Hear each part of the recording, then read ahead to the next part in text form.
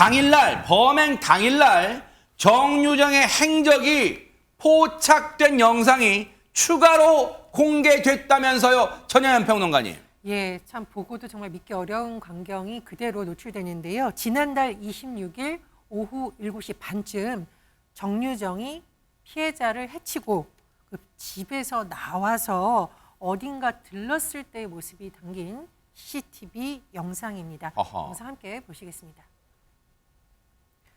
또래 여성을 살해한 후 어디론가 걸어가고 있는 정유정의 모습입니다. 그런데 대형 잡화점에 들려서 네. 빠져나오는데 손에 뭔가 봉투를 들고 있죠. 어머. 이 안에는 추가 범행에 필요한 물품들을 구입해서 담은 것으로 지금 추정이 되고 있습니다. 어머, 그런데 세상에, 네. 이 모습을 자세히 보시면 발걸음이 너무나 가벼워서 과연 이게 살인을 저지른 사람이냐, 죄책감이나 공포를 느끼고 있느냐라는 의문이 들 정도입니다. 세상에, 보세요. 저게 저 가방인지 비닐봉지인지 모르겠지만 저기에 어떤 물품이 들어있다는 걸 일단 모른다고 가정해보세요, 여러분. 그럼 저 모습은 권영찬 평론가님, 누가 봐도 내일 여행 갈 물품 사서 그 기분에 들떠서 발걸음 가볍게 장보고 나온 그런 발걸음 같잖아요. 누가 봐, 저게 과연 조금 전에 끔찍하게 사람, 일면식도 없는 사람을 죽인 사람의 저 악마의 행각이라고 누가 상상을 할 수 있어요? 그러니까 참 깜짝 놀랄 일인데요. 근데 저게 범행이 어떻게 밝혀졌나라고 하면 참 기가 막힌데, 비닐 안에 추가 범행 도구가 들어있다고 했잖아요. 네. 근데 범행 직후 택시기사분이 신고로 체포돼 있는데, 그 택시기사분은 지금 충격에 의해서 지금 이제 바깥쪽이라는 인터뷰를 안 하십니다. 근데 동료 택시기사에 따르면요, 이 정유정 씨를 태운 택시기사는 지금 주변의 연락을 아예 전혀 피한다고 하는데, 지금 충격이 상당하신 것 같아요. 이게 어떻게 됐냐면요, 택시기사가 정유정을 태우고 목적지에 도착하면서 트렁크에서 여행 가방을 꺼내겠죠, 크니까. 그래서 어린 여성이 혼자 여행 갔나 싶어서 좀 도와주려고 했는데 가방을 들었는데 뭔가 좀 물 같은 게 새어나서 손이 젖었단 말이에요. 어머. 택시에서 타서 봤더니 혈흔이어서, 그러니까 시뻘건색이었죠. 어머, 그래서 세상에. 신고했는데, 이게 일반 시민이라면 아무리 이런 거를 좀 뭐 하더라도, 내 간담이 뭐 크다고 하더라도 깜짝 놀라고 기절초풍이겠죠. 그렇죠. 바로 눈앞에서 그 모습, 소스라치게 놀랄만한 그 모습이잖아요. 뭔가 흥건했는데 그게 시뻘건색의 혈흔이었다는 거예요. 당시에 택시기사님이 신고 안 했다면 아마 정유정 잡기가 쉽지는 않았을 것 같은데, 택시기사님 관련해서 주변 얘기 좀 들어보시고 이어가 보도록 하겠습니다. 최소한 예측할 수 있을 것으로 보이는 건 피해자가 혼자 사는 여자였고, 그 혼자 사는 여자가 살던 집은 일단은 지금 빈 상태고, 당분간은. 그리고는 휴대폰이나 주민등록증 이런 것들을 여전히 피해자 것을 정유정이 갖고 있었기 때문에, 그러면 아마도 검거되지 않았으면 그 피해자인 양 일정 부분 그 집에서 생활했을 수는 얼마든지 있을 거다, 이런 생각은 듭니다.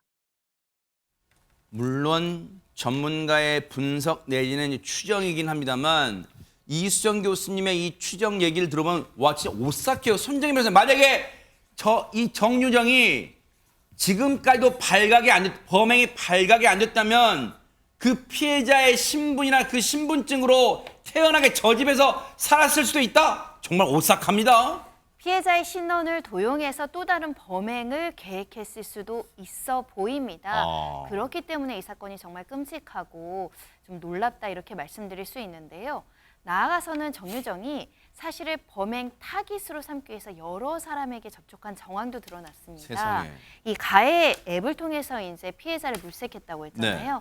그 전에 잠재적으로 피해를 당할 뻔한 사람들도 있었다는 세상에. 겁니다. 여러 사람에게 이제 연락을 해서 어디 사는지 구체적으로 주소를 물어봤다는 거고요. 혼자 사는지 여부, 그리고 주로 언제 혼자 있는지까지 꼬치꼬치 물어봐서 피해자를 물색했던 정황도 파악이 됐고요. 이렇게 피해자가 혼자 있는 집, 그리고 그 피해자를 확인하고 그 시간대에 중학생인 것처럼 교복을 입고 이제 방문했다는 점에 있어서는 이 찾아가기까지의 그 전후 과정은 굉장히 계획적이었습니다. 유치장 안에서 뭐 충격적 모습을 보였다는 이런 얘기도 있어요, 지금. 네, 과연 저 말이 진심일까 싶습니다. 아니 세상을 들썩이게 하는 사건을 일으키고 유치장에 수감되면 일반인이라면 어떨까요? 스트레스를 받고 불안하겠죠. 네. 그런데 정유정은 그렇지 않았다는 겁니다. 어허. 유치장에 수감된 동안에 하루 삼시세끼를 다 잘 먹고요. 잠도 평상시처럼 잘 자고요. 지나치게 태어냈다는 겁니다. 어허. 이런 면들을 보면은 이 사이코패스의 특성인 비정서성을 가진 것이 아닌가 하는 생각이 드는데요. 이거는 이제 쉽게 말하면 있어야 될 감정이 없는 겁니다. 우리 감정은 신체의 통증처럼 우리에게 꼭 있어야 되는 건데요. 이 비정서성 때문에 이제 죄책감이 부재하고요. 후회를 안 하고 공감 능력이 부재하고요. 불안해야 될 상황에서도 불안하지 않은 모습들을 허허. 보이거든요. 네.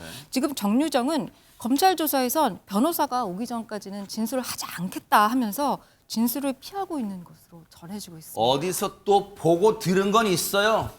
변호인의 조력을 받기 전까지는 구체적인 진술 안 하겠다? 어디서 건방지게 진짜 지금 정유정의 행태가 정말로 국민적 공분을 일으키게 충분한데 보세요.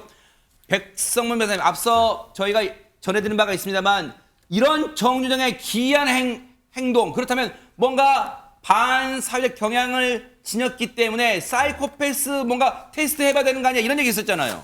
네, 저도 뭐 방송을 10년 넘게 하면서 이 범죄 관련돼서 여러 분석을 하고 이런 평론을 하고 하는데 이런 범죄는 저도 처음 봤습니다. 어허. 동기도 없고 그리고 조금 전에 우리가 봤던 영상들을 보면 죄책감이라고는 1도 찾아볼 수 그렇죠. 없고 오히려 즐기고 있는 것 같다는 생각까지 들 정도의 아. 상황인데 정상인이라면 있을 수 없는 일입니다. 그래서 당연히 사이코패스 검사를 실시를 했고요. 네. 사이코패스 검사할 때 이제 40점 만점에 25점 이상이 되면 사이코패스라고 간주를 하는데 일단 27점 이상이 나왔다고 합니다. 어허. 27점 이상이 나왔다고 하는데 지금 단순히 비교를 해드리면 과거에 이제 최악의 연쇄살인마라고 할 수 있는 유영철이 38점이었고 네. 그리고 조두순이 29점이었고 네. 그리고 과거에 서남부 연쇄살인마였던 강호순이 27점이었습니다. 어허. 강호순보다 높은 점수가 나왔다고 하는데 저는 저 점수를 판단하는 것 자체가 큰 의미가 있는 것 같지는 않아요. 일단 뭐 많은 또 경찰 관계자들은 검사 결과가 좀 이상하다. 그러니까 점수의 문제가 아니라 검사 결과가 이상해서 이게 사이코패스의 문제가 아니라 정말 굉장히 특이한 성향, 우리 예측 불가능한 특이한 성향일 가능성이 많다 이런 분석이 나오고 있습니다. 그렇다면 이 대목에서 이수정 교수님은 정유정을 어떻게 분석하고 있을까요? 얘기 들어보시고 이어가 보도록 하겠습니다. 처음부터 거짓말을 계속하고 있는 걸로 보이고요. 죄의식이 크게 있지 아니하고 별로 정서의 동요가, 감정의 동요가 없는 모습? 그런 게 사이코패스의 단면일 수도 있는 거죠. 점수의 변동은 있을 수 있지만 점수가 낮은 편은 아니다. 그렇기 때문에 상당히 해당 사항은 있어 보인다. 이 사람의 범행 동기가 지금 정확히는 모르죠. 사람이 하는 말을 100% 믿을 수 있느냐 아니면은 다른 조사가 필요하냐. 그런 걸 판단하는 데에 뭐 이 사람의 심성에 대한 판단 이런 것들은 중요한 잣대가 되죠. 정유정은 구속이 됐습니다만 구속으로 끝날 일은 아닐 것 같아요. 그래서 지금 검찰의 구속 기한이 오는 11일인데 추가적으로 더 밝혀낼 게 있다면 한 차례 더 구속 기한 연장할 것으로 보입니다. 앞으로도 계속해서 정유정 관련해서는 따라붙어 보도록 하겠습니다.